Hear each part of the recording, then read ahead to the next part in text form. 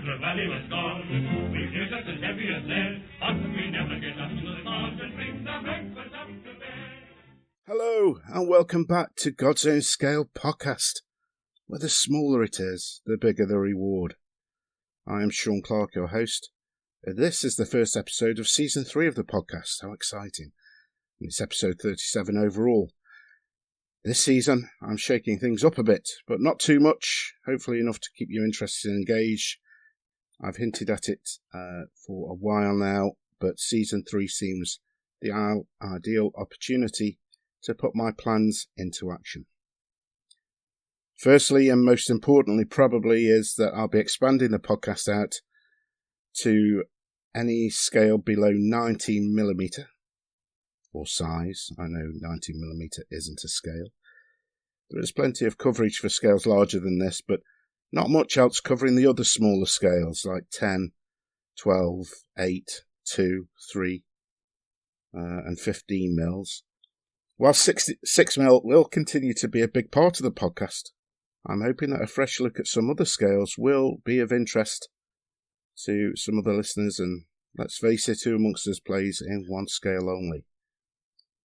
Secondly, I'm looking at doing some themed episodes around either a hobby topic, such as painting, wargame shows or terrain, for example, as well as historical themes, which might be a specific battle or period, and this very episode is a case in point. So, not huge changes, but I am conscious that a lot of my followers are here for 6mm content alone, and should you not be interested in this wider hobby content, I fully understand. However, I do have to go where my own interests and instincts take me, and I'm hoping to grow the podcast as a result by capturing a larger part of the hobby community, and I would be really pleased if you joined me on that journey. I am truly grateful as ever to all of my Patreons who've kept the lights on here at God's Own Scale Towers. And again, if you feel you can no longer support the podcast because of the shift in focus, I really do understand. Thank you once again for the support you provided up to now. But all the same, hope that you will continue with me on this journey with the podcast as we grow and move through Season 3, through the rest of this year and into next. Speaking of patrons, another new feature will be a Patreon exclusive live stream paint and chat session by YouTube. This will be hosted on my YouTube channel, Billy Goat Wargaming, not God's Own Scales TV. My YouTube efforts are going to concentrate on the Billy Goat Wargaming channel now. However, my video skills are even worse than my podcasting skills, so please don't come with high expectations for the sort of content you'll see there. But the live stream paint and chat is something just about within my capabilities, so more on that soon, but I am hoping to get the first one in the diary for the end of September, beginning of October, somewhere around there. If you're not a patron, don't worry, the video will be released shortly after the live broadcast for you all to hopefully enjoy. Okay, I think that's enough breaking news and bombshells for today. Today's episode is a Gettysburg special, a subject close to my heart, and joining me on this episode I have two of my American friends from Little Wars TV, Greg Wagman and Tony Morano, who've both appeared before with me on the show.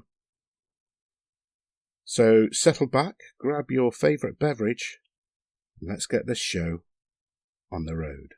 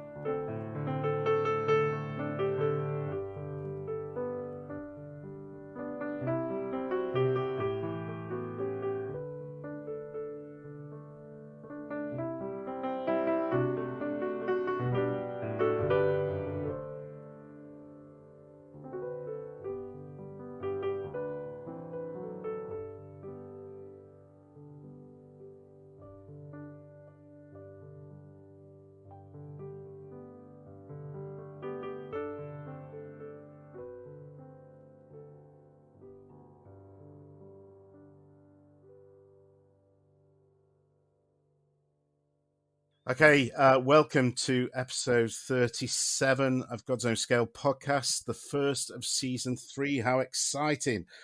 And to say I am excited is an understatement because I have two experts on a subject very dear to my heart, the Battle of Gettysburg, which is the subject of this conversation.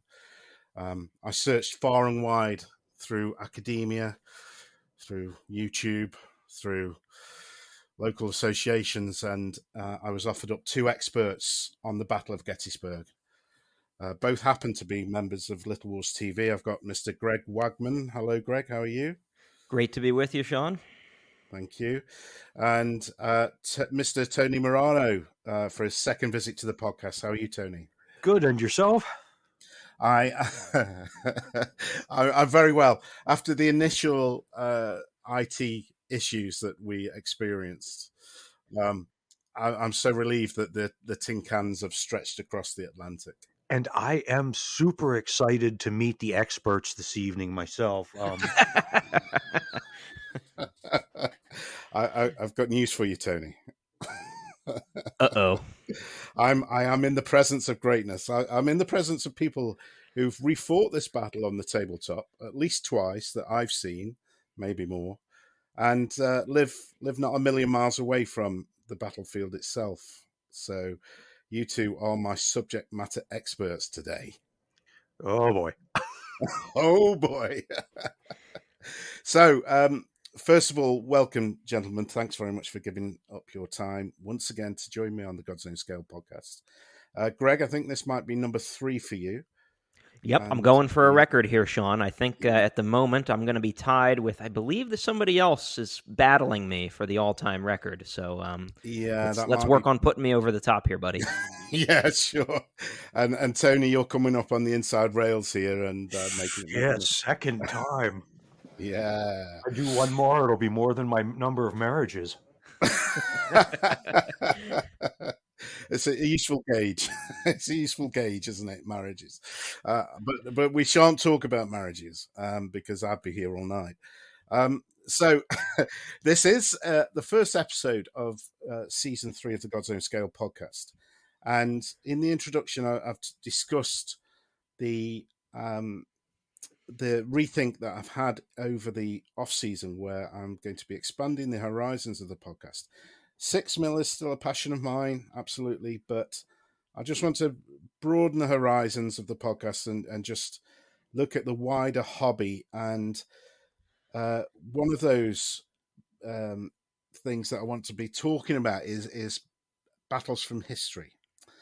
And which is why Tony and Greg are with me today, because Gettysburg and the American Civil War are very dear to my heart. I've spoken about it many times on the podcast. I have a huge now collection of painted American Civil War figures in 6mm with flags, Greg, with flags. Very impressive.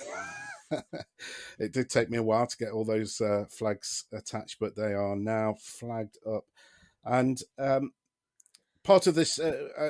an occasional series is going to be talking about the great battles from history and maybe a contentious subject to do with that battle, and then how we might go on to game it. So I couldn't have two more appropriate people to join me.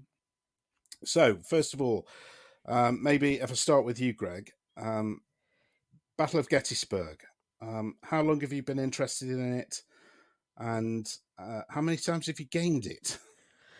Ooh, okay. So let's see. How long have I been interested? I don't even know how old I was. Luckily, my dad was always very interested in military history, and he took me to a number of battlefields and was lucky to live less than an hour from Gettysburg. So we went to Gettysburg before I can even remember, and I've been there countless times. So I've long been interested from my childhood, and my dad didn't have a deep knowledge of Gettysburg, but he knew enough to tell me some stories. And as a kid, that's I think what gets you fired up. You know, my dad was into it, so I was into it.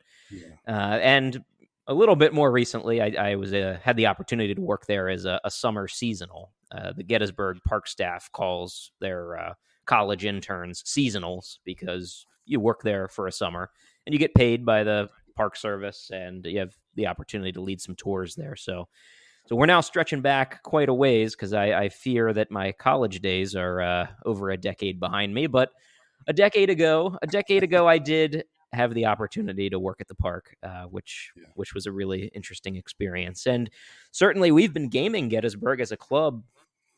Oh, for more than a decade, we've played the entire battle at least twice, maybe three times actually, and we've played pieces of the battle many more times than that. I think the most recent one we did, Tom ran the rule set Pickett's Charge, two Fat Lardies, Ricewitz Press.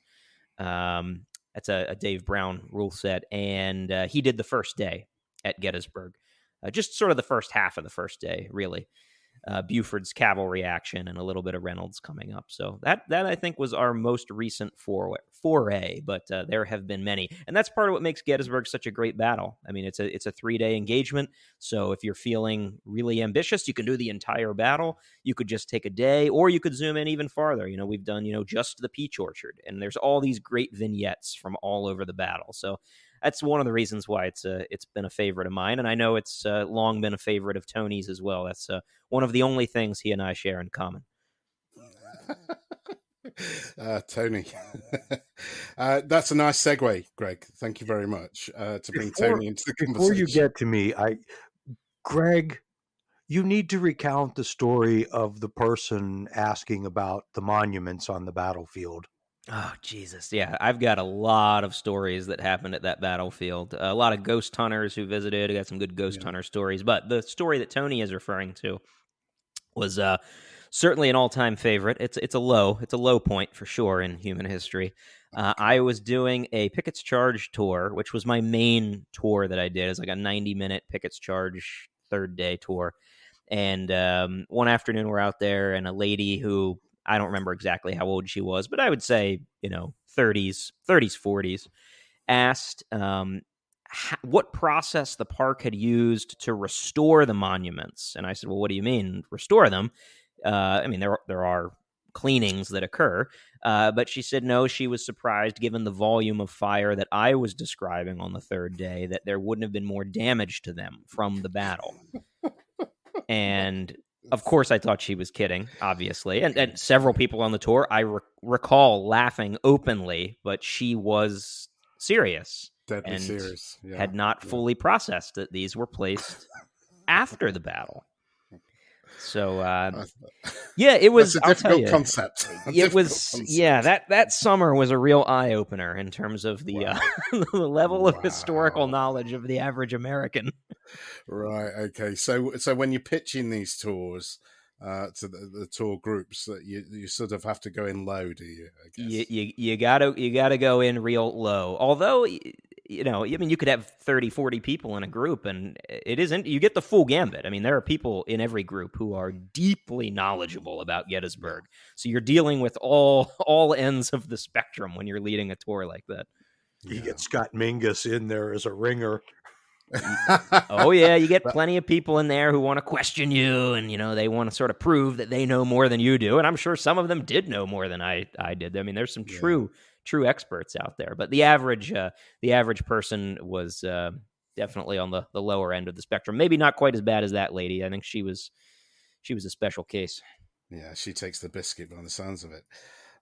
Tony, then, so for yourself, how did you first become interested in the battle?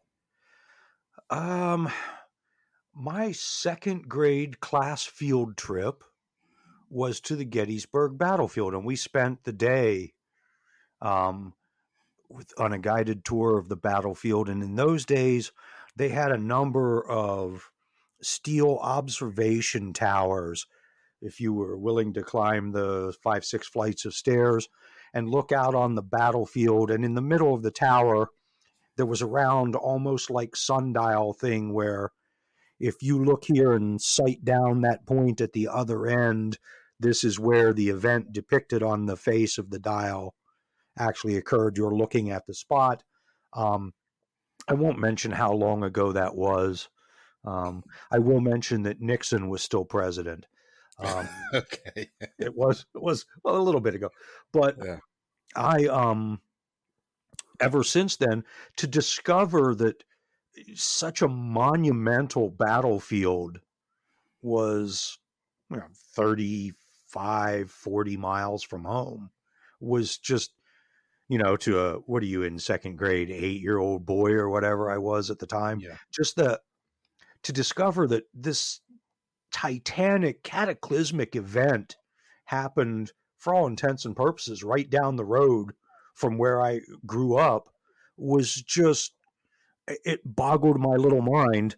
And from there, it was the Avalon Hill Gettysburg game, the 76 edition that had the gorgeous map board in full color with all the elevation. And oh God, terrible Swift Sword and the rest of the SPI games. And if I look on my shelf, I have even now probably 4 different Gettysburg games. And then of course the miniatures thing. And we've done 6mm and 15mm Gettysburg and bits and pieces of the battle over the years. And yeah, Greg, we've done the whole battle at least twice. The thing for the students or scouts, I don't remember, was that the whole battle as well? No, they only, I think, were able to get through the first day and a half when Tom and Dieter went out to run that at the battlefield. And doing the whole Battle of Gettysburg it's a labor of love. If you're not a Civil War gamer, if you're not fascinated by Gettysburg, doing a 3-day Civil War battle on the tabletop for people who aren't totally on board is, I'm sure, a drain. Yeah. Well, I'll be finding this out because I have sufficient forces now to fight the Ultra Freedom scenario. And I am intending to play the whole thing with the night movements and repositioning between the days, etc. Nice. But it may, and there are at least 2 other guys at my club who will invest themselves into that battle to the maximum. But yes, it's going to be interesting. It's going to be. I'm quite nervous about it, to be honest. I hope you've set aside a good amount of time for that. Well, yeah, it'll be a weekend game. I Good, think good. we've got access to the club premises over the weekend, so Antietam comes first. But we're here to talk about Gettysburg, and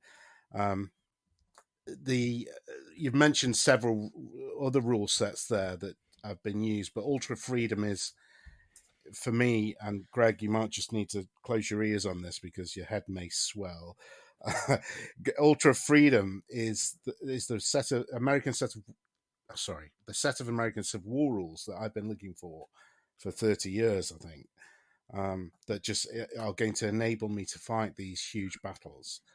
But Gettysburg is the one. Across the pond? I'm afraid so, Tony. I mean, there's something called Fire and Fury as well, but which is a brilliant set of rules. But no, it's absolutely the set of rules that will allow me to fight those iconic battles of the American Civil War, and there's nothing more iconic than Gettysburg. I've refought it several times as well. At my club, but never in its entirety. Always the first day or the round tops or a small aspect of it. So I'm very much looking forward to that. Well, it is, if you're going to try and do the whole thing, which is a holy grail, I think, for a lot of war gamers, you really are pretty limited in the rule sets that can do that. I mean, it's a massive 3-day battle.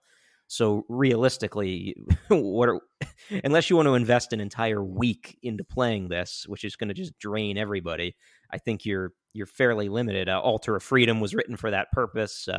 Volley and Bayonet, which inspired a lot of the work on Altar of Freedom, I think is fast enough playing that I think you could use Volley and Bayonet to do all 3 days. But other than that, I'm not really sure what you would even use as a rule set to do the entire battle.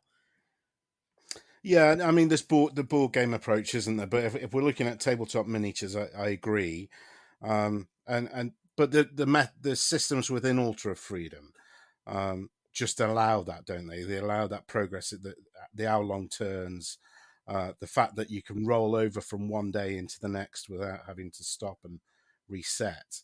All of it is there, isn't it? Provided within the rules, which I haven't seen in Volley and Bayonet. That may exist, I don't know, but it's there as a complete package. Yeah, Volley and Bayonet, and Tony, I know he's played it a number of times as well. One of the things that I loved about that game is that the combat system and the movement system are very, very simple, which if you're going to play any battle the size of Gettysburg, and there are plenty of them throughout, military history, you really do need a set of rules that you can move very quickly through combats, because there's going to be a lot of combats. And that was something that had always appealed to me about Volley and Bayonet. What I hated about Volley and Bayonet is that there is zero command and control system. It's a frictionless system. So any order that you want to issue to a brigade is going to happen. It's I go, you do everything that you want. And that just never sat well with me for a lot of these big battles, because, as I'm sure we will get into in this discussion, there is a lot of command friction that happens at Gettysburg on both sides. Oh, absolutely. And I think back in the notes in the back, Frank Chadwick talks about the lack of friction rules. And his position was that because all the friction rules tend to feel artificial, at least in some circumstances, that if you want to create command friction, you just have to run multiplayer games. And I think you and I will confirm from the first full Battle of Gettysburg at Steve's house, issuing orders to your buddies and trying to be clear about what was supposed to happen, and then watching it not pan out that way. I think multiplayer games, and not just Gettysburg, but any game, if you want to get real command friction and not something created by rules, you simply need a multiplayer game, because everybody has in their own mind, I know what my orders are, but I know what I could do instead. And I think that creates that moment of what the just happened. Yeah, absolutely. And I know that there's at least 2 refights that you guys have been involved in on YouTube, which I'll put in the show notes. So the first one was pre-Little Wars TV, if I remember right. Is that right, Greg? Yes, it was several years pre-Little Wars TV. Yeah. But you were both involved, weren't you? I think you. Oh, yes. And what role did you play, Tony? In that I played General Lee. I thought so. Yes. Right. The role Tony was born to play. Losing that battle over and over again. And then the second version, which was part of Little Wars TV, was something special entirely, wasn't it? Yes, and that was my turn to lose as General Lee. Okay.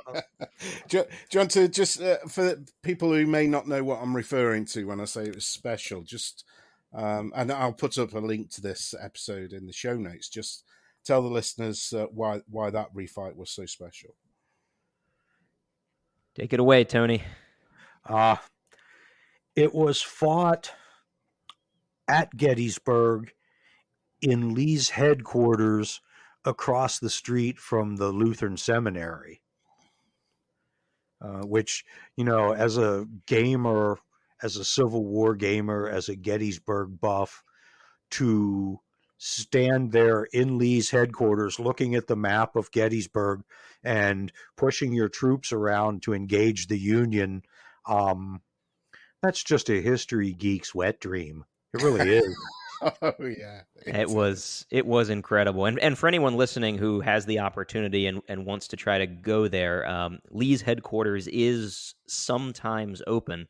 It is not actually part of the park yet. It was purchased by the American Battlefield Trust, and as of this recording, they still own that building. But it's my understanding that at some point in the future, they are intending to convey that to the park.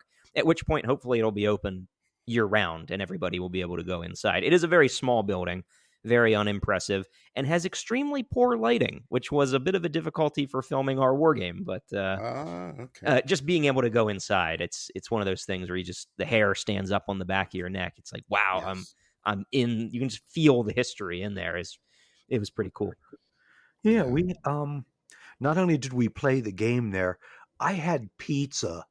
I had a slice of pepperoni pizza in Lee's headquarters while pretending to be one of Lee's lieutenants and leading the troops into battle. I just Well, listen, you've made it in life at that point. You know. I it will be a couple of years because the first one isn't due until the end of this year. But someday I will tell that story to my grandchildren, and that's probably when they'll decide I can't be living on my own anymore. And mightily bored they'll be, to quote Right. another film. Yes. But so that particular version of the refight was involved the Battlefield Trust, didn't it? It did, yes, yeah. We got to play against Gary Edelman, who's the chief historian for the American Battlefield Trust. He was Meade, and he had some other historians along with him there. One of whom I believe is the curator of the Lutheran Seminary Museum. So it was a neat experience pitting three wargamers against three historians. And I don't know if we got into this too much in the video, but we did have two members of our club who were acting as advisors for the historians because they didn't have any wargaming experience. Yes. So it would have been awfully unfair if we had just beat up on them. So they did have a little bit of help playing the game and going through the mechanics of the rules, but they made all their own command decisions, and they had a great time doing it, and it was made for a really special event. I've rarely been as jealous of watching of anything in life, actually, regardless of what it is, whether it's financial or some guy's car. I've rarely been as jealous as you guys playing that game in that location. I would have swum the Atlantic, I think, to have gotten there to play that. But that was on a custom built field, wasn't it? As well, I think you did a video on how you built that field. Yes, that's right. Custom tabletop. I think it was about 8 feet by 5 feet. Built that in two sections, and there is a video for it. I love the way it turned out, and it was, of course, done in God's own scale. I mean, that goes without saying. We gamed it in 6mm. Both times that we gamed the battle that we're talking about here were in 6mm. As decent Christian men should. Yes, absolutely. Thank you, Tony. Absolutely. And I believe Pickett's Charge, the game I mentioned earlier that we ran somewhat recently, that Tom did with for the first day, he also ran that in 6mm, although his figures are based a little bit differently on much smaller bases, which is, I think, more appropriate for a rule set like Pickett's Charge, or a lower level of command. Yeah. We'll perhaps come back on to talking about how we can game Gettysburg, perhaps a bit later on. But I'm sure most of the people listening to this episode will have a rough idea of what happened at Gettysburg, even if it's only through the film with Martin Sheen and Tom Berenger. Now, obviously, the history in that may be a little bit wonky, but and the beards. And the accents, actually. I mean, I'm a British person, but some of those southern accents seemed a bit dodgy to me. But there's a question that has long been on my lips, gentlemen, having watched the Ken Burns documentary countless times, to the point where I can recite great tracks of it, and I'm sure you're both familiar with the Civil War documentary by Ken Burns. I've heard of it. You've heard of it, yeah. So it's just about the best television I think I've ever seen.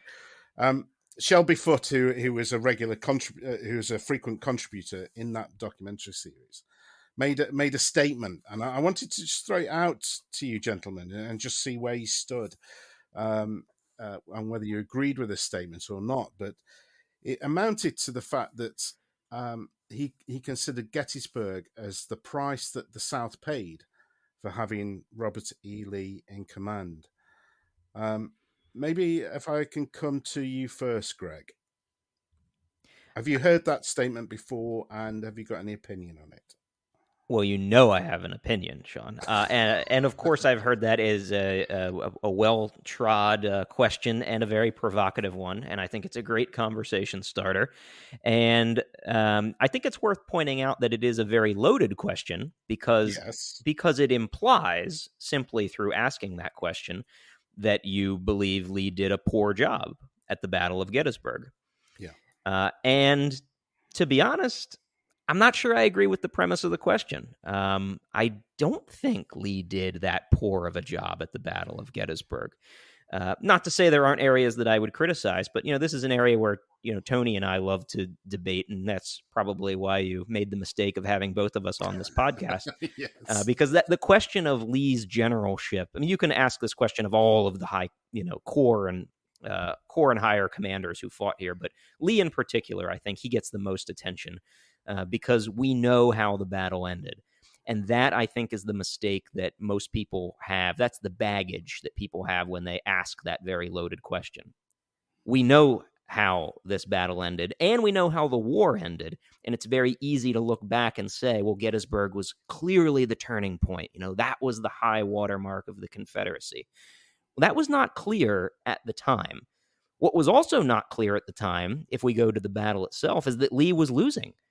And I'm sure we can get into this a little bit more as we go deeper into the discussion. But for the majority of that battle, Lee had every reason to believe that he was winning and on the verge of completing a great masterstroke.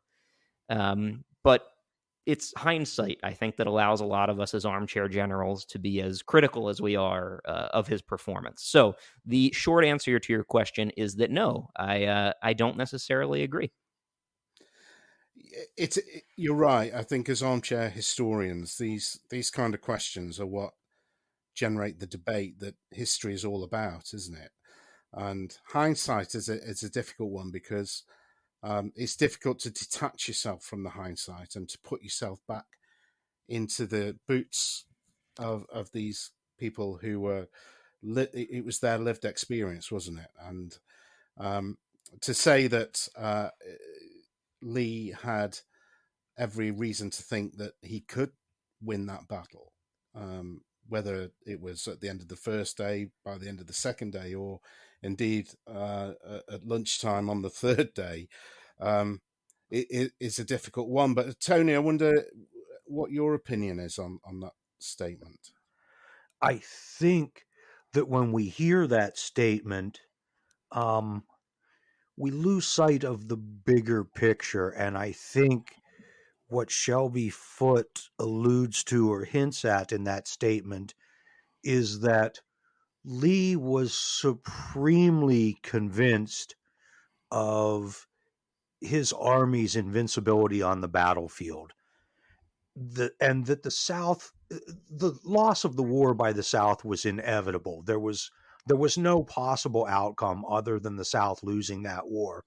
And I think that had it not been at Gettysburg, it would have been somewhere else. Lee would have fought that massive battle where he would have lost in some tragic opera style, because Lee knew that at some point or another, he had to force that monumental battle on Union soil, defeat the enemy on their own ground. And so he was looking, and I want to talk about that later. Why do we wind up fighting at Gettysburg? But Lee was looking for, and for a variety of reasons, looking for a fight on the Union soil and looking for a chance to make a decisive counterstroke. And if Gettysburg had turned into another draw like Antietam, would Lee have tried again if the opportunity presented itself? Yes, I absolutely believe he would have. And in that respect, I believe that Shelby Foote is correct. Lee was going to fight that Gotterdammerung battle. If given the opportunity, he was going to fight that all or nothing battle. I think that was just bound to happen.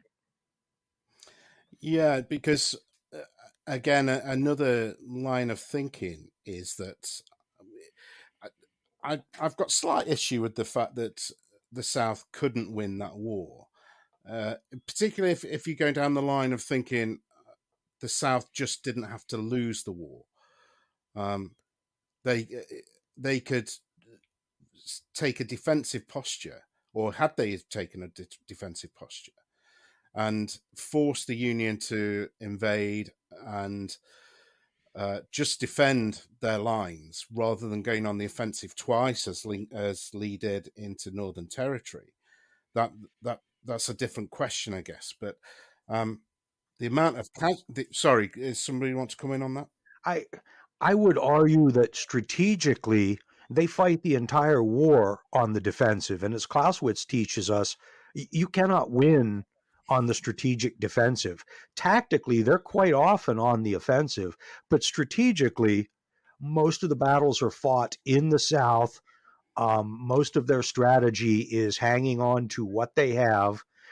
And more so, I don't think the South has a clear strategy on how to win the war. I think for the North, not only is it pretty obvious what they need to do, but they recognize fairly early on that their objective is to bring the South back into the Union, and that means defeating the Confederate armies on the battlefield wherever they find them and occupying all of the territory. Whereas the South goes through a number of iterations, but if only the French, the English, the Canadians, the Lithuanians, whoever it is they fancy is going to rescue them joins the war, things will be different.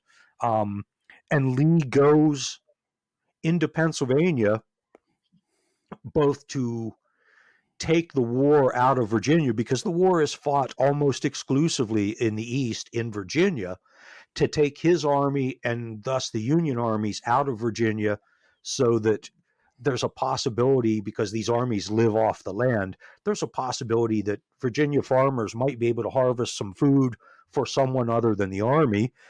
And because by taking the fight to the north, if he wins this brilliant battle, and this is my argument that he has to fight this battle, if he can bring the North to the fight and defeat them on northern soil, that is their best hope to gain recognition from foreign powers and thus hope to sue for peace. If they continue to just repel the Union Army out of Virginia and try and stand them off at Vicksburg for 3 more years, they're not going to win. The Union is never going to let them win.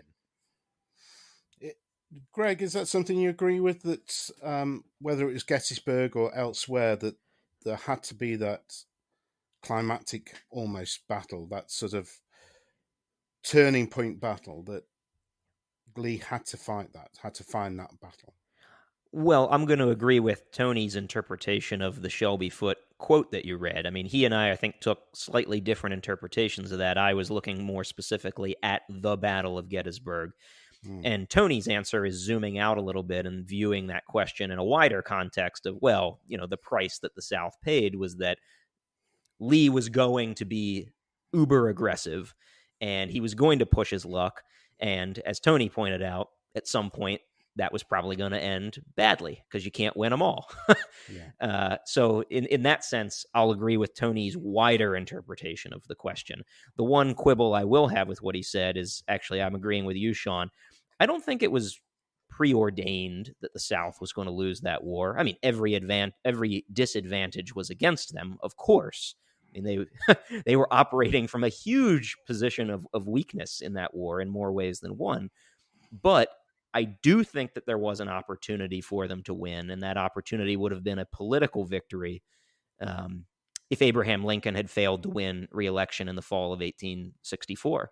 And he had a real challenger. McClellan put up a genuine challenge, but fortunately for Lincoln, there was some really good late news in the end of 1864. It did not start off as a good year. If you go back and you look at newspaper accounts from early 64, Lincoln was getting skewered. Grant was getting skewered. Newspaper columnists in the North were calling Grant a butcher. I mean, the Wilderness Campaign was a PR disaster for the Lincoln administration. And then they're bogged down in Petersburg in this bloody slugfest. I mean, politically, this was not a good look. Militarily, obviously, Grant was well on his way to winning the war. But you only win the war if Lincoln wins re-election. And I don't think it was preordained that was going to happen. But Atlanta falls right before the election. That was huge national news. Yes. And of course, now we're drifting a little bit farther away from the intended topic of your podcast, the Battle of Gettysburg. But I do not agree with Tony that the outcome of any of this was preordained. Mm. Well, and I think there, if Lincoln lost the election, could X, Y, and Z have happened? Yes, but mathematically, the South lacks manpower, manufacturing, railways, the ability to feed their own people, the ability to import anything from overseas. They need basically for the North to screw up in order to win the war, and for the North to screw up monumentally. And I don't know that even Lincoln losing the election of 64 and Little Mac becoming president, I don't think that means that they're going to sue for peace and come to some conclusion that they can consider a win. I would imagine that Little Mac this would be the opportunity for McClellan to finally be the victor, to be the great Napoleon of the situation. I can't imagine that he would let the South sue for peace. Yeah, and that's an interesting counterfactual idea, isn't it? Of if McClellan had won that election, because there's plenty of people who think he was ready to sue for peace, but whether or not that would have occurred, whether or not he would have sought that great battle, particularly when he saw himself as a Napoleon-type figure, whether he would have sought that battle and sought to destroy the South militarily. But just coming back then to Gettysburg itself, you referred to it earlier, Tony, and you're talking about why the battle was fought there at Gettysburg. Why did Lee attack? I know that he perhaps wasn't in control initially. He was some distance back, wasn't he, when the engagement first started, and it escalated into something far bigger than was intended. But what are your thoughts on that? Well, I believe that probably one of the better strategic decisions the South made in the war was to take the strategic offensive and take the war into the North. And I believe that Lee was correct in assuming that the best thing they could do, and I don't think Lee had any grand illusions about all we have to do is go north and defeat the Yankees in their own territory, and everything will be sunshine and unicorn farts down in Dixie. I don't think he had any such illusions, but I believe that Lee believed that if he could achieve that was their best hope for getting recognition, and from recognition possibly getting involvement from European powers, even if that involvement was only to intervene to negotiate a peace. And there's some back and forth between Jefferson Davis and Lee about the goals of the campaign.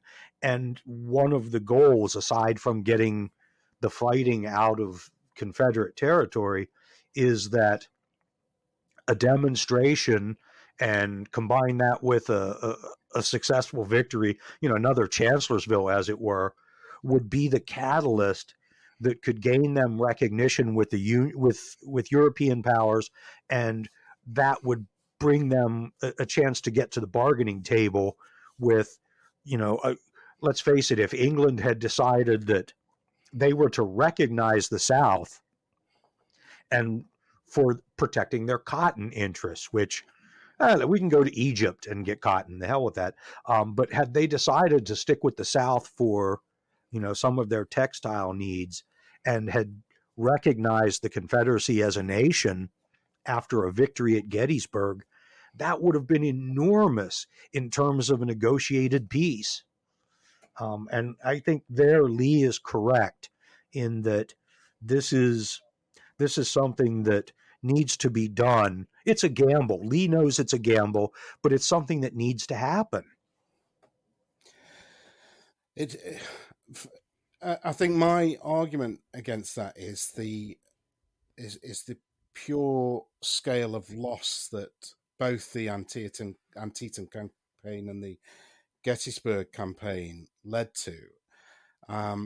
Having already failed at Antietam, he then invades again, having had such a loss of life during the earlier campaign. He then risks everything again on another roll of the dice by invading the North, whereas if he'd perhaps had a more of a defensive posture and tried to bide his time, who knows what may have happened. Well, and they do. Between Antietam and Gettysburg, we have Chancellorsville, which is an enormous victory. Strategically, not so much, but tactically, it's a huge victory. And I think that buoys their hopes that, that the tide has turned. Antietam happened. It didn't go our way. But now the great victory at Chancellorsville, and we're going to go forward with a plan for a new invasion of the North. Of course, at Chancellorsville, they lose Stonewall Jackson, and was Stonewall Jackson the be all and end all? That's another opportunity for me to piss off your listeners. But I think here Greg will agree with me. The Confederate Army at Gettysburg, the command of the Confederate Army at Gettysburg, is a giant, bloody, horrific example of the Peter Principle. Mm. Lee's army is bigger than it's ever been. He's commanding a force now larger than anything he's commanded up to date. He has even less of an army command staff. He has less staff now than before. He divides the army into 3 corps to help deal with the loss of Jackson. And the loss of generals in the Confederate Army is horrific. They lose generals way faster than they can replace them. And they have no military college. They have no West Point to train officer candidates. They're just promoting people through the field. And they promote regimental commanders to brigadiers, and brigade commanders to division commanders, and division commanders to corps commanders. And I think quite a few of these people, Lee included, are elevated to a point where they've surpassed their ability to command at Gettysburg. Yes. Yeah. I'd agree with that. And maybe, Greg, can you come in on this point that once Lee knows that he's committed to battle and has pushed the Union back on the first day, there's an instance on the evening of the first day where perhaps if Lee had been clearer with an order or had been bolder with an order, then things could have been different. I'm talking about the incident with Ewell. This is one of the most famous what ifs of the battle. Yes, yeah. This is one, actually. If I had to pick a counterfactual that visitors to the battlefield asked about most, this would be in the top 2. There were 2 that were frequently asked, and one of them was, well, what if Stonewall had been here? He would have taken Cemetery Hill. at the end of July 1st. He would have done it. And this gets back to Tony's point of the Peter principle of perhaps someone being promoted to Corps command who wasn't ready for it. Richard Ewell took over Stonewall's position as a Corps commander, and Ewell was a very successful brigade commander, also a very successful division commander. So there was certainly every reason to think that he would be very capable at Corps command. And honestly, later in the war in 1864, I think he does prove himself to be a pretty good Corps commander. The problem for Ewell and for Lee is that this is his first battle as a Corps commander. Yes. He has never worked directly with Robert E. Lee in this capacity before, and he doesn't understand Lee's style of leadership, which is very different from, say, Jackson's style of leadership, which, Ewell had come up as a commander under Jackson, and Jackson was widely known as a bit of a micromanager. He was extremely active in the field. He was constantly riding around, directly in the fight. This is how he is killed at Chancellorsville. He's a very frontline style of commander. He gives verbal orders and written orders very directly, and he demands that his subordinates do X. That is not Lee's command style at all. Lee is of the command style where he gives you a broad outline of what to do, and then he just trusts that you're going to do it. And that worked when he had Jackson, and it worked when he had Longstreet, but Hill and Ewell are thrown into the fire at this huge battle, never having experienced this style of leadership before, and they both come up short big time. Hill and Ewell come up short at Gettysburg. There's no question about it. And I think it's fair not just to blame them, but to blame Lee, because Lee had done nothing to prepare those two men for what his style of leadership was. And that order that you're talking about, Sean, the famous order, you are to take that hill if practicable. Yes. Okay, well, what does if practicable mean? How are you going to interpret that? Exactly. Yeah. And that's the point, I think, isn't it? That around that quote, for me, that shows failure in Lee. I know that you're explaining there that was Lee's style, and that if that had been Jackson who'd been given the order, then we may have had a different outcome. Well, let me push back on you just for a second on that, Sean, because I don't want to say I'm a Richard Ewell apologist, but on this particular question, that's not the hill you want to die on. I'm not dying. I'm not dying on that one-legged hill, but I will say that on the evening of July 1st, there is a presumption that if only Stonewall had been there, the Confederates, they definitely would have pushed and they would have taken that hill. They just needed to push a little bit harder. To be fair, Ewell does push pretty hard. The fighting that is occurring in and around Cemetery Hill goes until dusk. It is dark out when the battle is called off, and Ewell feeds in every available brigade into that action. Could have he pushed a little harder somehow? Well, maybe, but if you look at the timeline of what occurs there, he commits all of his forces and he fights until darkness, and he comes damn close. They almost did take the hill. Yes. So I don't think that we should pretend that he just sort of sat back and let events transpire. He did interpret Lee's order as, okay, Lee says I should take the hill if practicable. Well, I'm going to give it a go. He did give it a go. And yes. The Stonewall Jackson thing at Culp's Hill, people say, oh, if Stonewall had been there. Well, which Stonewall are we talking about? Are we talking about Stonewall in the Valley or Stonewall in the Peninsula? Because great point. He doesn't have a great track record outside of the Shenandoah Valley, so there's no evidence that makes me think that Gettysburg, which last I looked was also outside the Shenandoah Valley, would lead him to be at his best. I think you're right. That's just a waste of discussion to say, well, what if Stonewall? He wasn't. We have to look at who was there. And I would think that, Sean, you're right in that Lee this is where Lee fails to some extent at Gettysburg, because he doesn't prep his new corps commanders, or his new corps command structure. He doesn't prep the commanders and the rest of the staff for how he does things.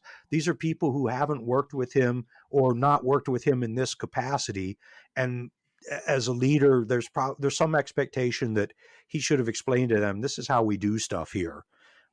And he should have recognized at some point in the battle, because Lee continues to make those sort of what if, vague kind of, if you feel like it, sort of orders to his commanders. And he should recognize that in this situation, even Longstreet, the old warhorse, doesn't respond in the way he used to respond to Lee's typical style of orders at Gettysburg. And Lee doesn't recognize that for whatever reason, and doesn't change his style to work with the fact that his normal style isn't getting it done with his subordinates. I think that's a shortcoming of his, that he doesn't recognize that his usual style isn't working today. Yeah, I'm with Tony on that criticism of Lee for sure. And since we're on this particular topic, I have two quotes that I want to read that I pulled up before we started recording here. These are fantastic quotations, and they are both made by European observers who were present with Lee. The first one actually shows up in the movie Gettysburg. It's Colonel Fremantle, a British observer. He is with Lee the entire time at Gettysburg. And I'm going to read you, this is Fremantle writing about Robert E. Lee. As soon as the firing began, General Lee joined Hill just below our tree, and he remained there nearly all the time looking through his field glasses, sometimes talking to Hill and sometimes Colonel Long of his staff. But generally he sat quite alone on the stump of a tree. What I remarked especially was that during the whole time the firing continued, he only sent one message, and he only received one report. It is evidently his system to arrange the plan thoroughly with the three corps commanders, and then to leave them the duty of modifying and carrying it out to the best of their abilities. End quote. A very interesting observation, and Colonel Fremantle is right in everything that he said except for one really important point. It is evidently Lee's system to arrange the plan thoroughly with the three corps commanders. Well, that's a very convenient assumption on Colonel Fremantle's part, because Lee did not arrange the plan thoroughly with his three corps commanders at Gettysburg. Yeah. And you've touched on Longstreet there, because moving on to the second day, there's a huge controversy, isn't there, around at what time was that order given from Lee to Longstreet to attack on the south? The attack on the north has fizzled out at the end of day one, and Lee then looks to the south and looks to his old war horse, as you've said, Tony, in Longstreet. But Longstreet seems to have been the scapegoat, certainly post-war. I'm not so much sure during the war, but post-war, he received a heck of a lot of criticism, didn't he, for allegedly delaying his attack? Well, fortunately for Longstreet, he outlives Lee, and therefore can write that he was scapegoated, Yes. and that he knew all along none of this was going to work out. And I don't know, and off the top of my head, I don't recall the exact timeline, and it's disputed depending on whose history you're reading. Yes. But the order on the second day wasn't the only friction between Lee and Longstreet. Longstreet was, I don't know if it's the right word, Longstreet was kind of resistant to getting engaged, to getting his troops into the battle as Lee wanted. The more I read about it, I think, and I haven't read any of Longstreet's personal writings on the subject, that sort of blame it on others after the war stuff. I read Manstein. I've had enough of that. That notion that Longstreet bears some of the responsibility for Longstreet's failures. I know after the war, when Lee passed, Longstreet argued his case, and he was the only person there was no one to counter it. So, we now have this view of Longstreet as having been maligned, but Longstreet bears some of the responsibility for his poor performance. Lee goes to Longstreet. It's not like they were just sending messages. They meet in person, and Longstreet is kind of non-committal in this battle. It's a failure of his too. Greg, any view on that? Well, I think a lot of the criticism Longstreet gets after the war is because Longstreet dares to whisper a word of criticism of Lee. Yes. And he does it after Lee is dead, which is, generally considered uncool in the South. Yes. Poor form. Yeah, poor form. And to be fair, I have read Longstreet's memoir, and it is one of the worst Civil War memoirs I've read. I've read quite a few of them. I mean, it is so deeply self-serving and revisionist that it's kind of embarrassing. Yeah. So I'd be lying if I said that didn't color my view of Longstreet a little bit. It was not a good look for him when he was writing about it. But at the time of the battle, I'll agree with Tony that, the battle's not a great look for him either. He does not show really any flexibility or imagination on his day 2 attack. The timeline is definitely, debatable, but it looks as if it's not until between 3 and 4 o'clock in the afternoon that Longstreet has forces in position to make this attack. And his most aggressive division commander, General Hood, is arguing that, look, we got to kick this thing off as soon as possible. Every minute here that we're wasting is a critical minute. And Longstreet makes the poor decision in hindsight to say, no, I'm going to wait until every brigade we have is in position. And the very last brigade, of course, is the one that had to go the farthest. It's Evander Law's brigade. And they've been marching all day. And they're the ones who have to go way out on the end of the line, the very far southern flank across from Little Round Top. So the rest of Longstreet's corps is just sitting there waiting for Law's guys who have had even nothing to drink. I mean, there's guys who are dropping out of heat exhaustion. And in hindsight, Longstreet should have shown the flexibility, and he had the experience to know better, frankly. He should have listened to Hood. He shouldn't have waited for Law's guys to get into position. He should have kicked that attack off an hour before he did, at least an hour. But he decides to wait. And even when he does kick off the attack, Hood actually asks for permission to change the axis of advance a little bit based on the terrain that's in front of him. And Longstreet says, no, we're just gonna, we're gonna go by the book on this one. Again, a bit of a odd decision, and historians have been trying to interpret that ever since. Is that a sign that Longstreet didn't want to do this attack at all? Was Longstreet having a bad day? Was he a little pissed off at Lee at the time?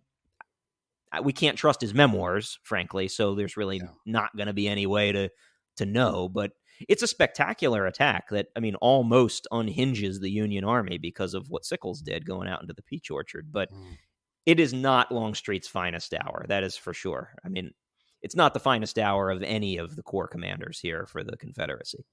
And I think, there again, there's that, have they been promoted beyond their ability? And I'm not saying that they shouldn't have been promoted, because the Confederate Army, the Army of Northern Virginia, had suffered horrific losses at Chancellorsville. For all the Grant is a butcher talk, Lee, even in his victories, his armies are bludgeoned. The losses in even the battles he wins are unsustainable, and they exceed what Lee or what Grant, or for that matter, most of the other Southern commanders sustain in any of their battles. Lee bleeds troops like there's no tomorrow in all of his battles. And he winds up promoting people to positions that they're just maybe not qualified for. Maybe they're not going to be failures as corps commanders, but they fail as corps commanders, they fail as division commanders because they're promoted to that position and then immediately thrown into the greatest endeavor of the war.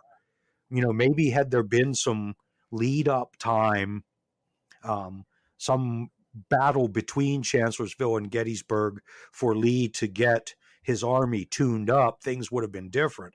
But as it was, they pack up and they march on Gettysburg, or they march into Pennsylvania, rather, with corps commanders who haven't commanded a corps and division commanders who haven't commanded a division, and no direction from Lee.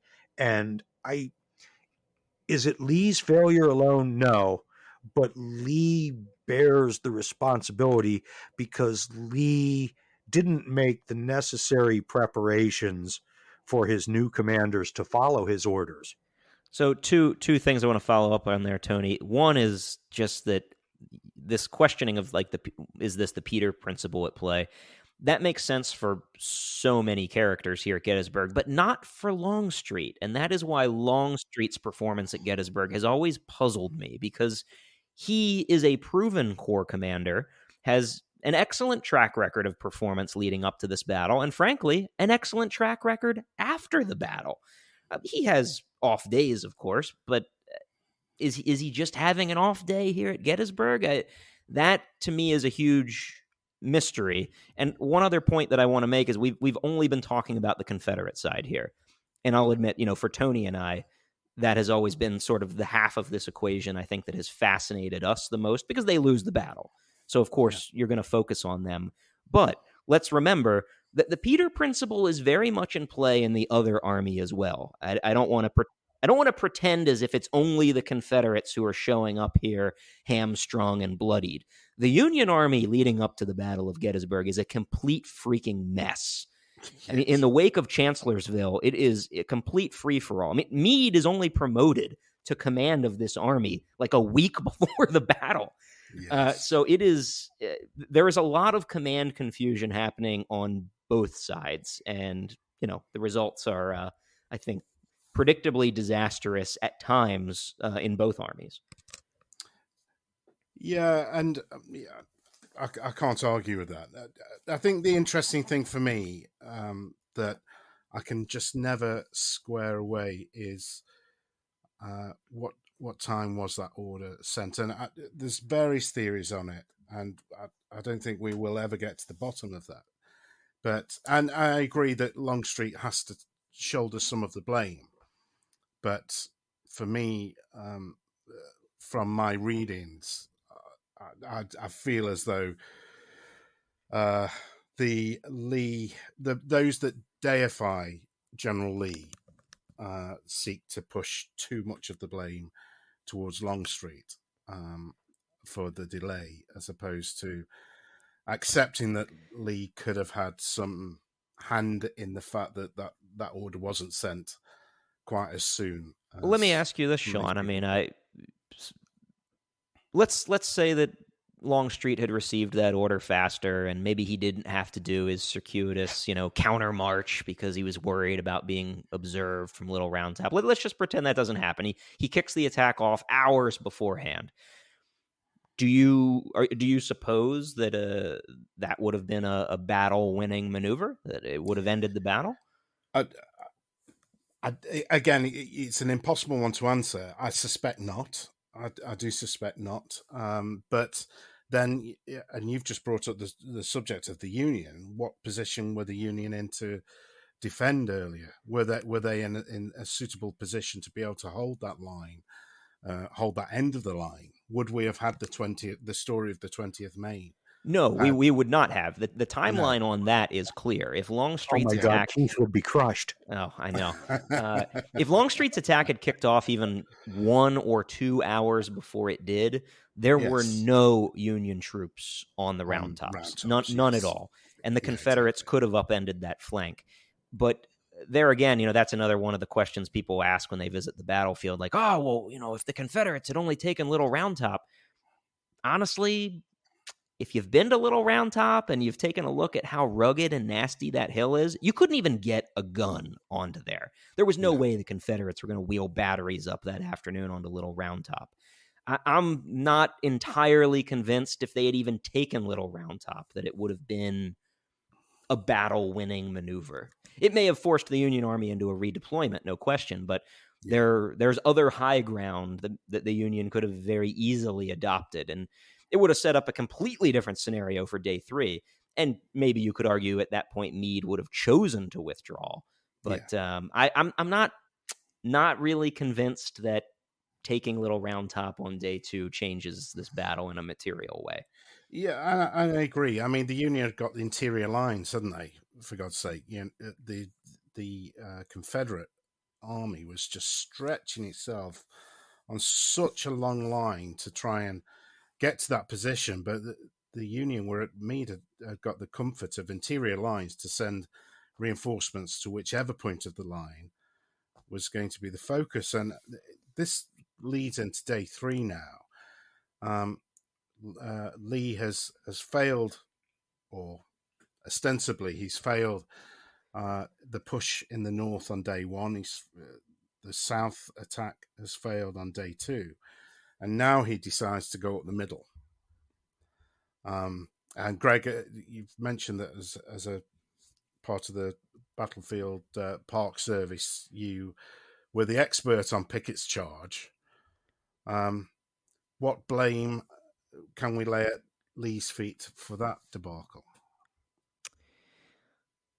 Well, if you're going to pick any day of the battle to criticize Lee, certainly day 3 is the day where you would offer the most criticism. I mean, he arguably won the first day of the battle. And if a guy like Joe Hooker had been in command of the Union Army, I think the Union Army probably would have withdrawn from Gettysburg after day 1. Right. Meade has a command conference at the end of the first day, and he polls his corps commanders and says, hey, do you guys think that we should stay here? There was a very good chance the Union Army was simply going to fall back on a defensive position that Meade had already scouted out just south of this in Maryland along Pipe Creek. And he thought very seriously about doing that. So I think Lee wins day 1. Day 2 is a stalemate, although Lee comes very, very close to upending the Union line. And there's a very hotly debated question as to what Lee's plan actually was for day 3. We do not have anything definitive in writing. We have memoirs from various officers who were present. We have letters that we've tried to decipher, but Lee doesn't actually leave us anything in writing that states his plan. And everything that I have read and studied on this leads me to believe that it was not Lee's original plan to charge up the middle with Pickett's division. My feeling on this, and I'm going to admit that this is debated, and there are historians who are debating this still today, so I'm only giving you sort of my take on this. My take is that Lee actually was trying to go for a repeat of day 2. He was hoping to revive the offensive up at the northern end of the battlefield, hoping to unhinge Cemetery Hill with some action, distracting action down at the southern end of the battlefield, just to kind of buy Union attention down there. I think he was going for Cemetery Hill much more than he was trying to punch across the ridge in the center of the battlefield. The problem that Lee has on that morning is that the Union on the northern end of the battlefield at Culp's Hill, they actually seize the initiative. They preempt Lee's plans that morning. And the very first shots that are fired that morning are not by the Confederates. It's by Union troops who are attacking at the extreme northern end of the field. And that draws Ewell's corps into an engagement that he wasn't really planning on. He was supposed to be supporting an attack on Cemetery Hill. But Lee's plan gets derailed. And for wargamers, I think that this just opens up all kinds of interesting questions about the value of sort of seizing the initiative. This is a big part of the reason for the command and control system in my game, in Altar of Freedom, is for moments like this. Because that loss of the initiative on the morning of the 3rd is kind of what forces Lee to go back to the drawing board. The plan that he had intended, that I believe he had intended to go for, is no longer possible. That's been derailed. And then the question is, well, we didn't get all dressed up for nothing, right? What are we gonna do now? Yeah. I've got 15,000 guys who are sitting here ready to break the deadlock, and he ends up directing them a little bit farther south than I think was intended. So that's another great what if of the battle. What if Lee had actually been able to kind of pull off what I think evidence suggests was the intended plan? I think your analysis of what Lee wanted to do versus what happened is correct. And I think Scotty Bowden's Last Chance for Victory, I think, goes into a good bit of detail about, now it is a Lee apologist book, but they go into a good bit of detail about what was Lee trying to do on the third day, and that he wanted to demonstrate on the northern end of the line, while he attacked Cemetery Hill, and Longstreet's troops were going to advance either to support that where it's successful or to draw troops away from that. It was, I gather it was supposed to be a more coordinated effort than it was. And you touched on something, Greg, when you talked about the Union. And the Union corps structure is much different than the Confederate corps structure. And while there are a lot of people, there's some shifting of who does what, because Meade is promoted to Army commander and Hooker is demoted while they're marching to the battle for all intents and purposes.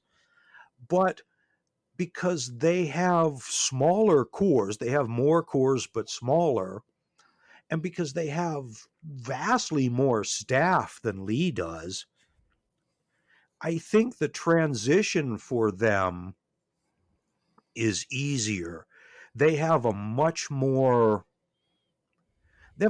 spelled out command structure, and as a result, they have a much more formulaic approach to dispensing orders to the corps and formulating orders so that they're understood. Whereas the Confederate Army, the Army of Northern Virginia, it's based around the cult of Lee, for lack of a better term. And so there's no real formal structure. They don't have enough people to have a formal staff. Staff officers have been put into divisional command positions because there aren't any generals.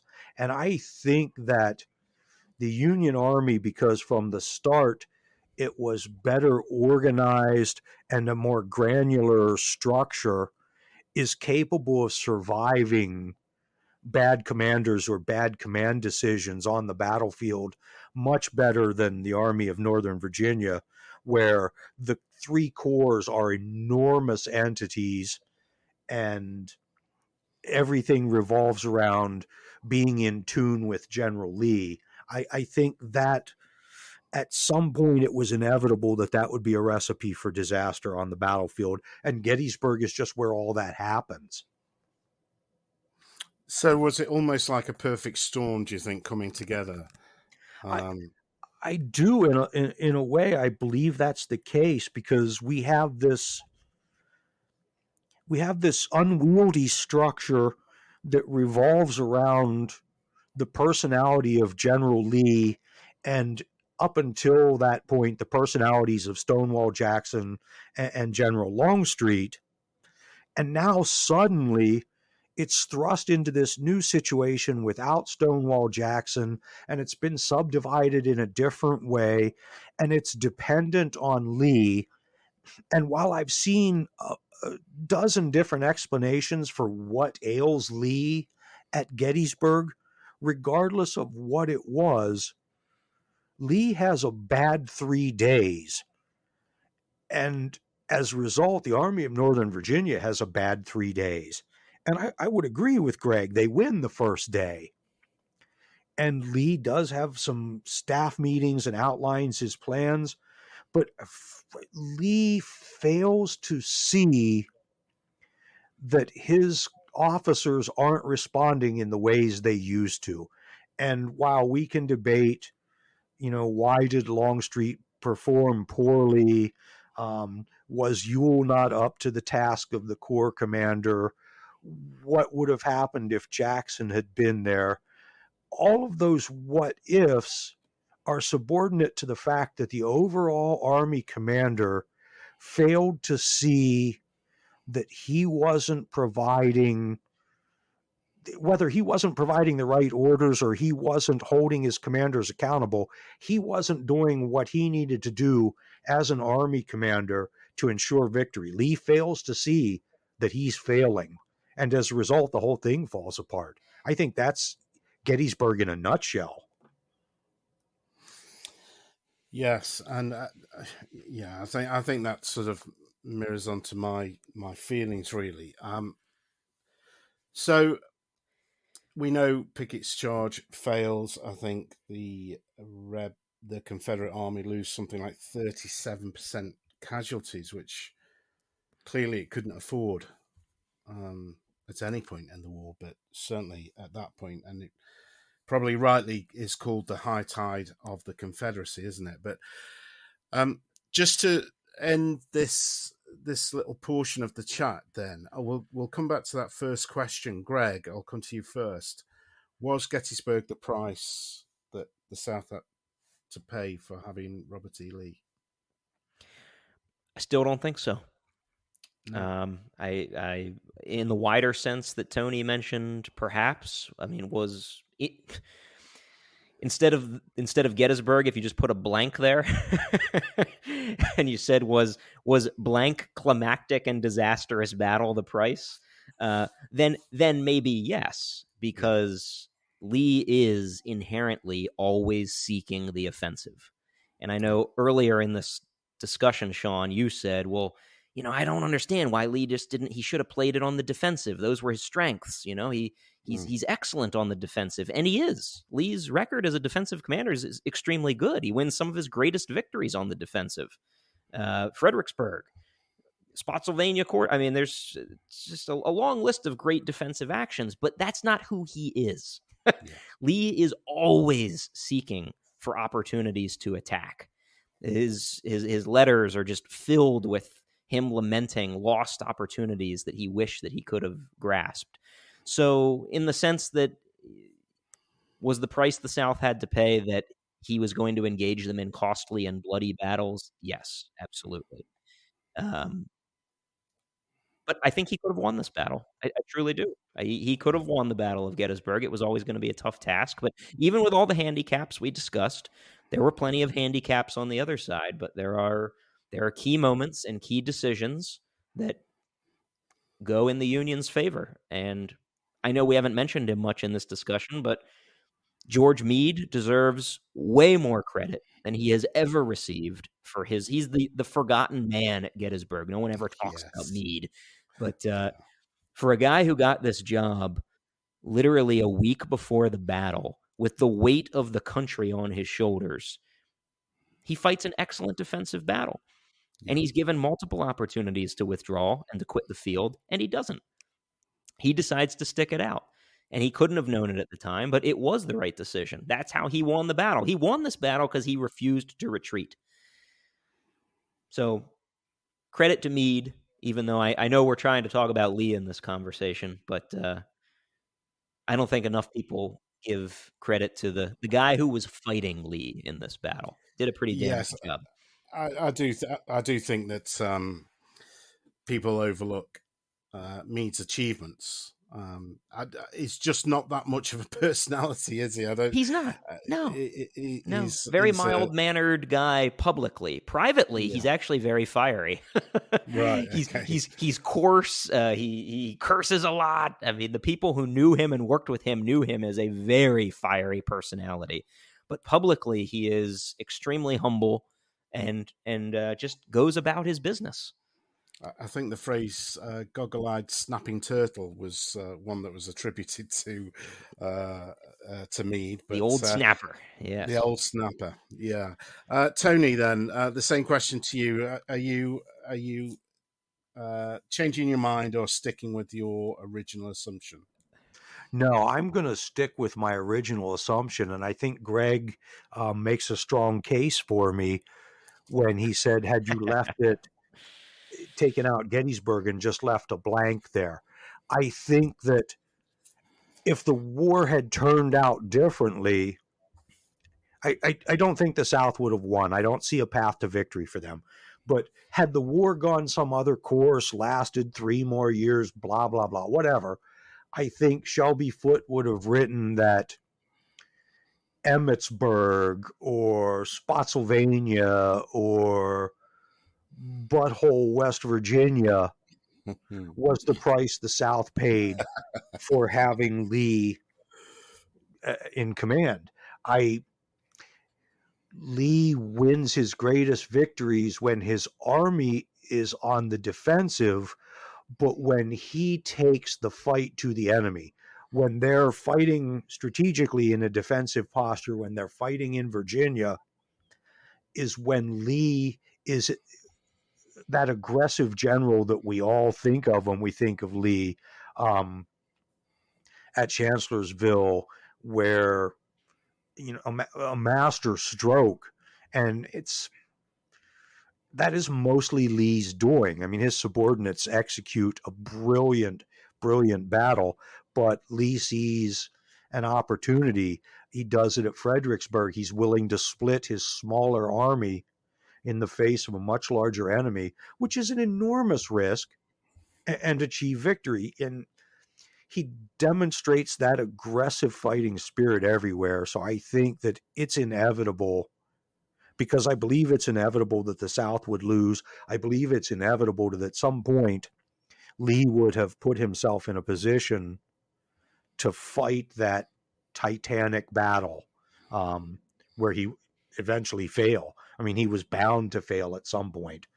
I also agree with Greg that we tend to look at Gettysburg as Lee's battle to lose, as if he controlled all the cards and could somehow, if the Confederates lost at Gettysburg, surely it was because somebody in the Army of Northern Virginia failed, and Lee's the commander, so ultimately we place the blame at Lee's feet. But the fact of the matter is that at the end of the day, when you look at it, Lee is outmaneuvered, outgunned, and outfought by the Army of the Potomac.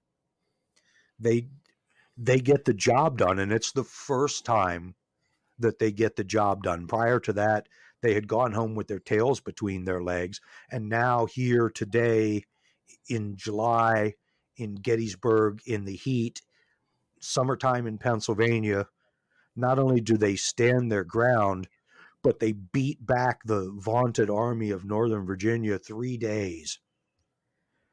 And sadly, Meade commands the Army of the Potomac till the end of the war.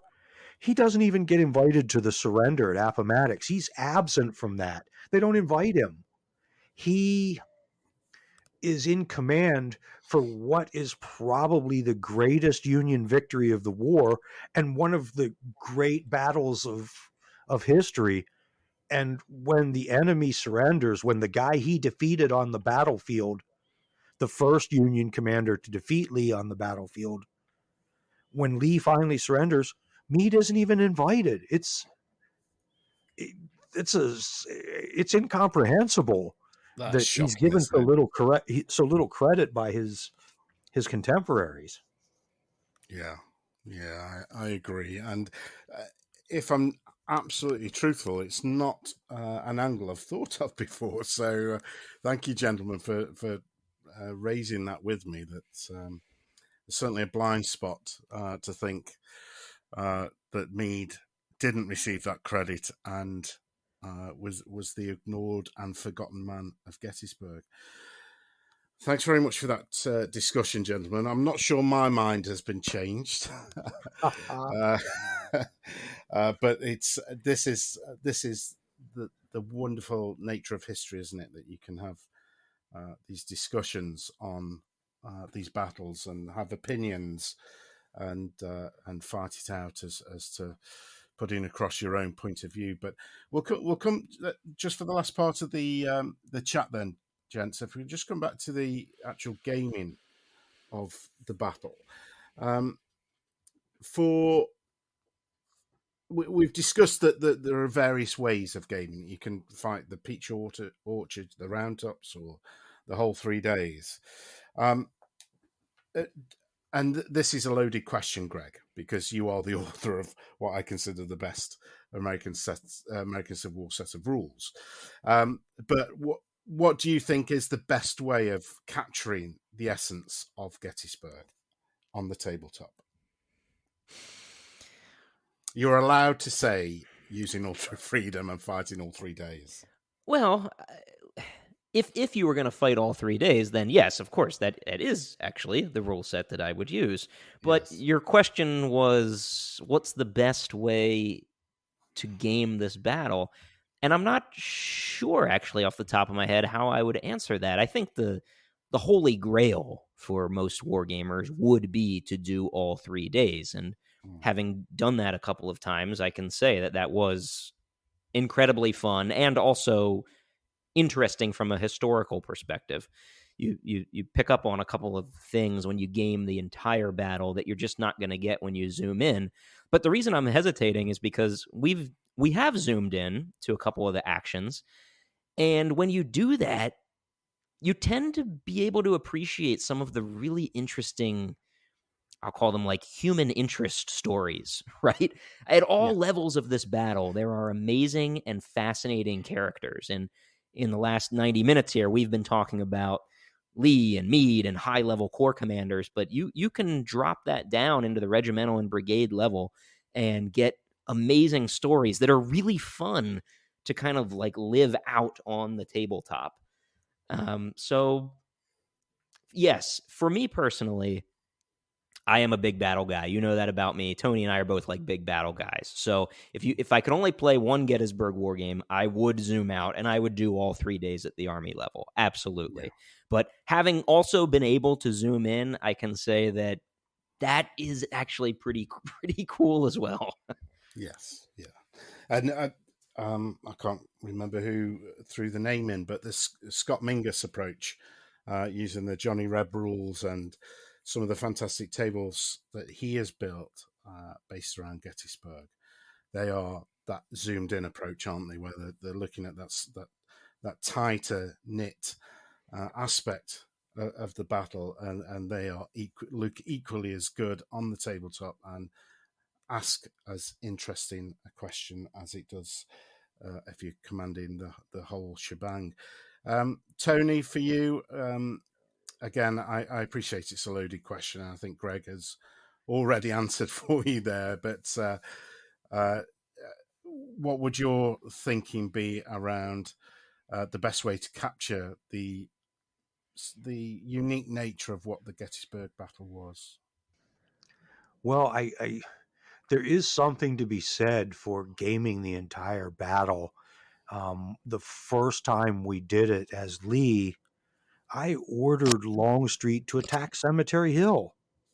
Okay. You're gonna go left and you're gonna attack Cemetery Hill, and Longstreet wound up fighting at the Round Tops, and Greg commented to me afterwards that he could see it happening. You could see the frustration in my face, and we had a sort of order system, and I just you see bits and pieces of the battle take place. The thing gets a life of its own when you do the whole battle and you have multiple people commanding formations. The thing takes a life of its own, yes. And you get just the most basic sense, because there's nothing at stake, but you get that sense of how the thing grows and gains momentum and becomes difficult to direct in any meaningful way. It takes on its own persona, and the battle goes forward inevitably in spite of your wishes. But there's also something very, very satisfying about playing at the lower levels and seeing that. And by lower levels, if I were picking rule sets to use for Gettysburg, at the highest levels during the entire battle, I would look at Altar of Freedom, Volley and Bayonet. Then dropping down from there would be the original brigade level Fire and Fury rules, which I've always loved. And down from there a step would be the regimental Fire and Fury rules. Nothing against Johnny Reb. I've owned several versions of it. It just wasn't my cup of tea. But to go down to like the regimental rules and fight some of those smaller actions that wound up having a larger impact on the battle, it's just something very fascinating and satisfying about when you're moving around a regiment and trying to shake them out into line in response to a charge. The whole battlefield, from regimental action up to commanding the whole thing, I think if you are truly a Civil War enthusiast, truly a Gettysburg enthusiast, you'll want to explore the battle in all its iterations. Yeah, so Sean, maybe that's a bit of a wishy-washy answer from Tony and myself. Like, oh, well, they're all great to do. So let me give you one definitive piece of advice that I do feel comfortable offering, which is that if you want to get into the period and you are fascinated with Gettysburg, I absolutely would suggest that you focus on collecting and painting small-scale figures. 6 millimeter or 10 millimeter, and at the absolute maximum 15 millimeter. And the reason I say that is because if you do want to be able to use your figures to explore all of the different facets of the battle, then it is really helpful to have smaller figures, ideally even on smaller bases, so that you can sabo those bases together if you want to play something like Altar of Freedom. But you've got the little individual bases where you could also do something like Fire and Fury, where you need to be able to represent formation changes.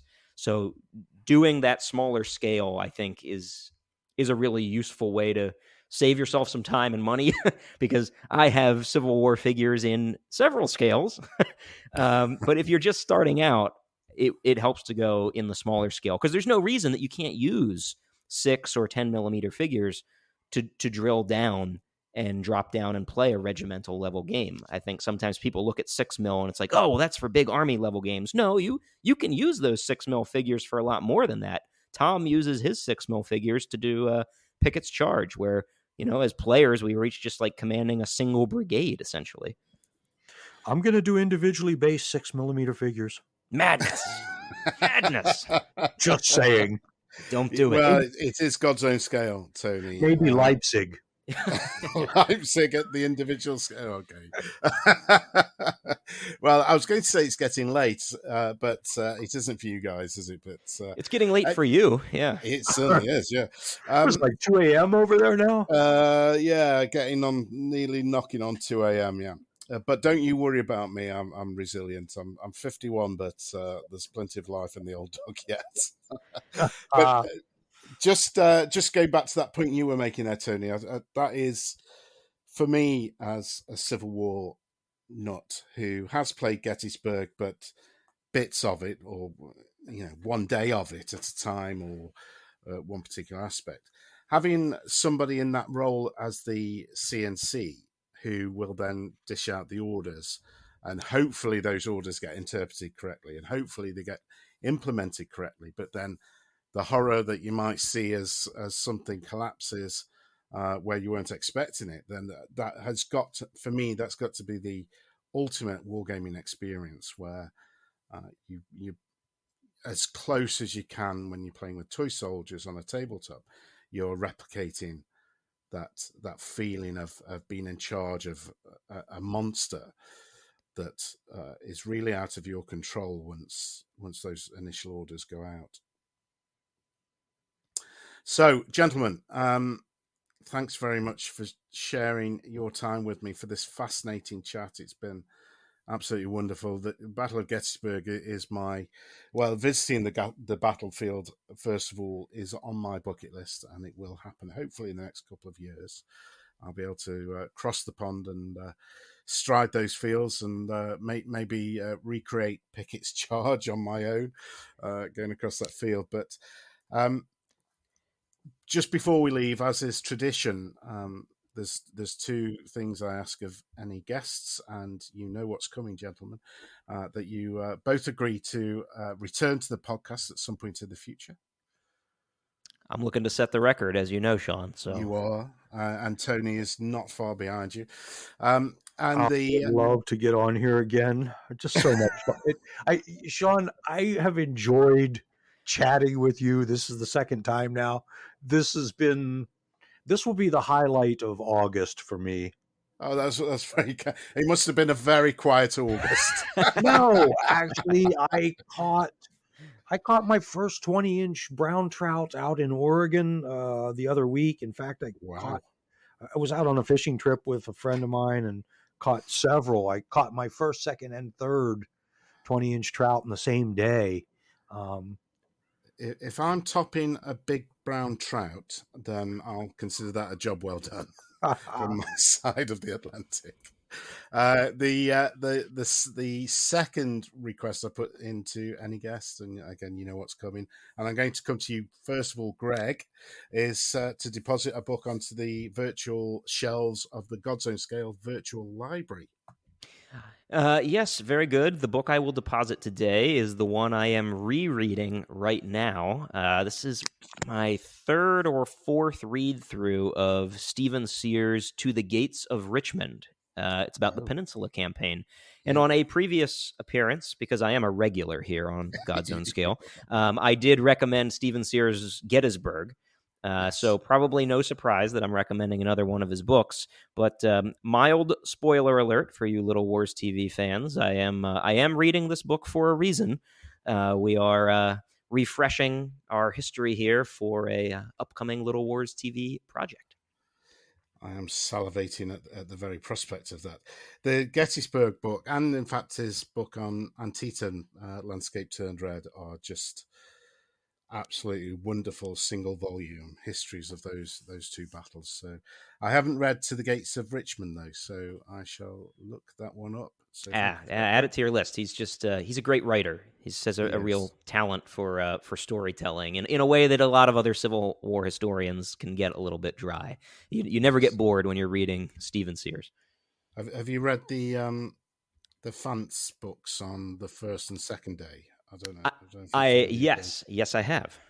Yes, they're somewhat drier than Mr. Sears. Very good, but a very technical retelling of the battle. Yes, yeah, absolutely. Yeah. Tony, over to yourself. Well, now I feel a bit embarrassed. It's Pfanz, isn't it? Yes. What, are you reading a comic book over there?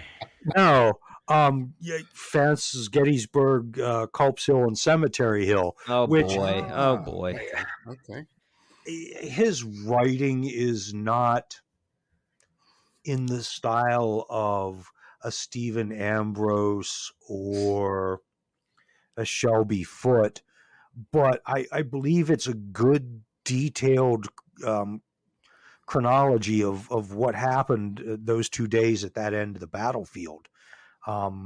It's one of those things like we interviewed Colonel Glantz, mm-hmm. and he writes of the Russian front, and I find his work very dry, and I struggle through it, but it is very informative. There's a lot of good stuff in there. You just have to wait a little bit. This is not quite that level, but it's not fascinatingly. It's not written in a way that raises your heartbeat, but there's a good solid base of information there. Well, I have all three of the Pfanz books, the first, second, and the Culp's Hill book, and I've read them I'm going to say multiple times. I'm thinking, have I read all three of them multiple times? But I've certainly read them all, and I've enjoyed them. But do find them a bit drier, as you say. The pulse doesn't get going on it, but the amount of detail in there is invaluable, I think, for anybody who is a serious student of the battle. So thank you very much, Tony. That will sit very proudly on the shelves. Sure, Greg hates me now. No. If you want to really take a deep dive, Pfanz is certainly a place to go. Hey, before we wrap up here, Sean, I had one question for you.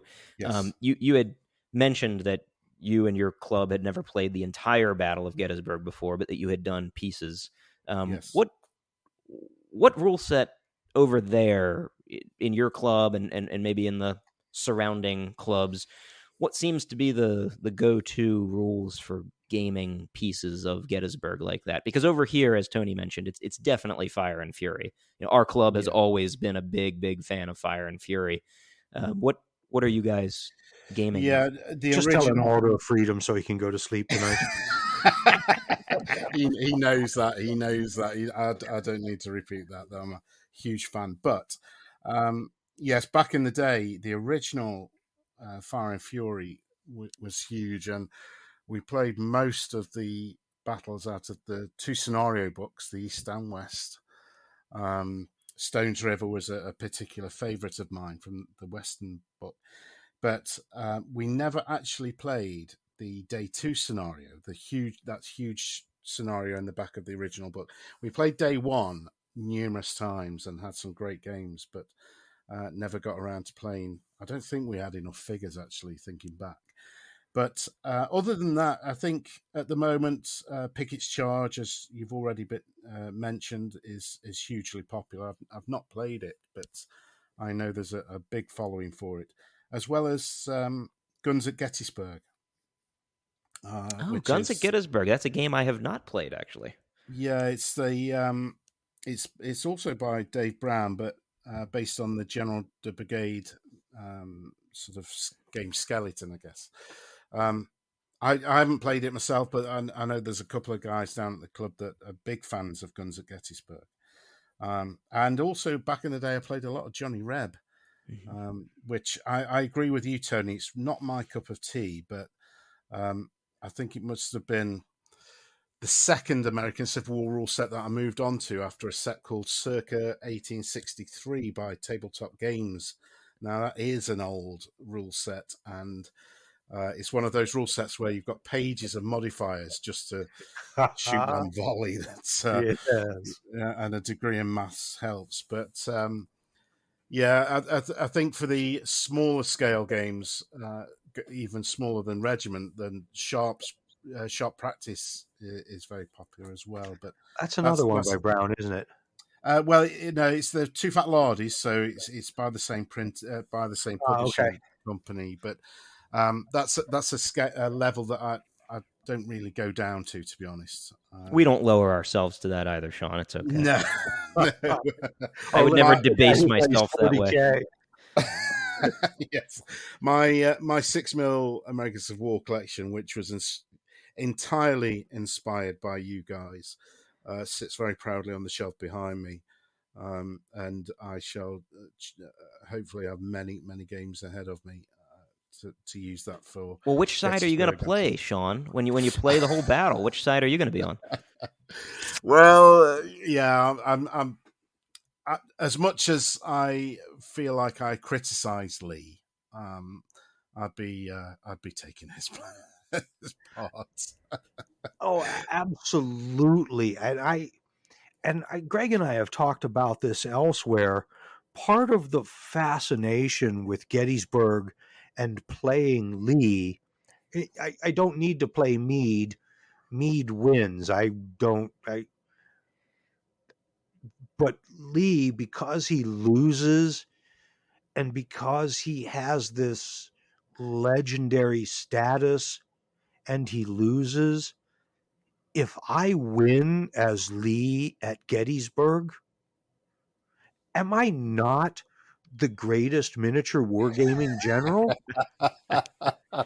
Well, I have very similar thoughts, Tony. We're on the same wavelength there because Exactly. if you play Mead, then there's only one way to go, isn't it? Down, because you run Exactly. things.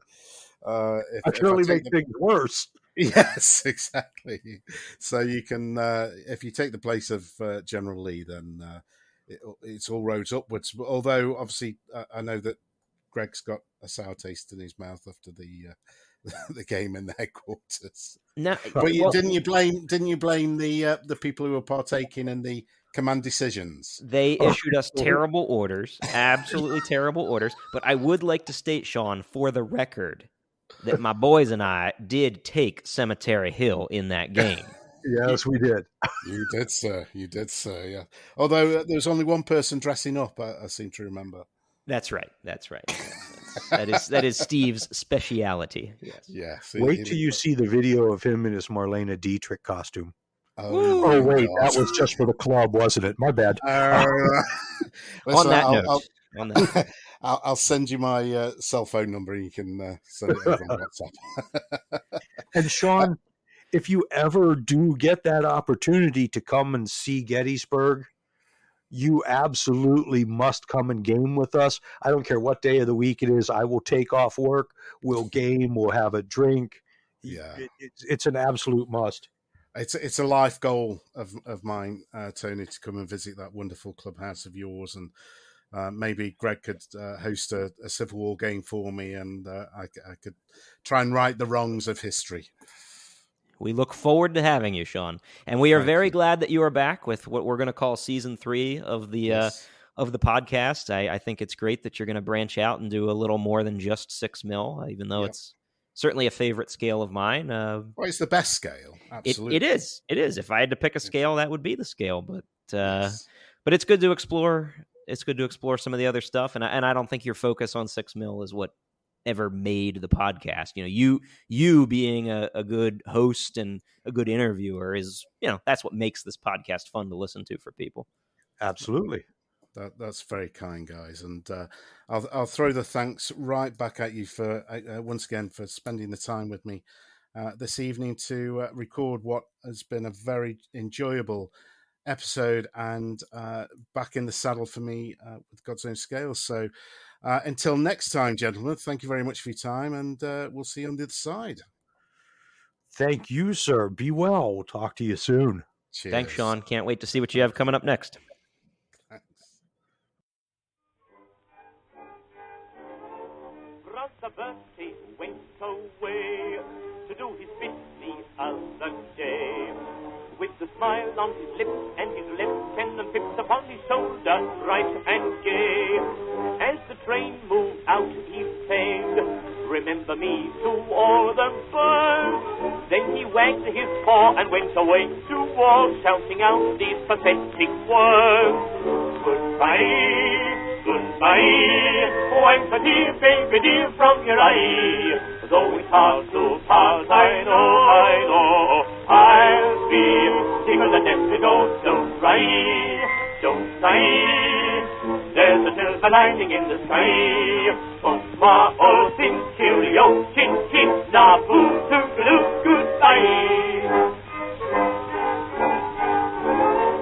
At the concert down at Kew, some convalescents dressed in blue had to hear Lady Lee, who had turned 83, sing all the old songs she knew. Then she made a speech and said, "I look upon you boys with pride, and for what you've done I'm going to kiss each one." Then they all grabbed their sticks and cried, "Goodbye, goodbye, wipe a tear, baby dear, from your eye. Though it's hard to part, I know, I'll be sicker than death to go. Don't cry, don't sigh, there's a silver lining in the sky. Bonsoir, all sing, cheerio, chin chin, na-boo, toodaloo, goodbye." Little Private Patrick Shaw, he was the prisoner of war. till the Hun with the gun called him pig dog for fun, and Paddy punched him on the jaw. Right across the barbed wire fence, the German dropped then, dear, oh dear. All the wire gave way and Paddy yelled, hooray, as he ran for the Dutch frontier. Goodbye, goodbye, wife a dear, baby dear, from your eye. Though it's hard to pass, I know, I'll be Nicholas to go, don't cry, don't cry. There's a silver lining in the sky, but far